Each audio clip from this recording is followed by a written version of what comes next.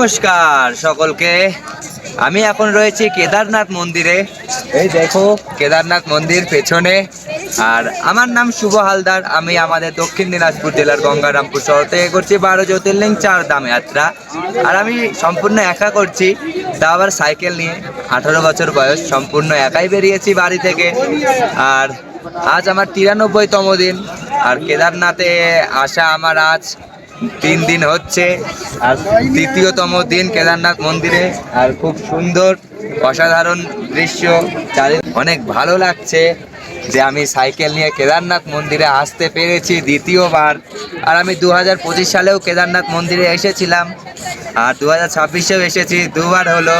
মানে মহাদেবের কাছে আমি অসংখ্য ধন্যবাদ জানাই আমাকে আবার ডাকার জন্য তার কাছে। আর আমার দাদা দিদিদের, তোমাদেরকে সকলকে বলছি, তোমাদেরকেও অনেক অনেক ধন্যবাদ। তোমাদের সাহায্যে এত দূর আসা আর এত দূর আসতে পেরেছি। তোমরা সকলেই পাশে দেখো আমার। হর হর মহাদেব।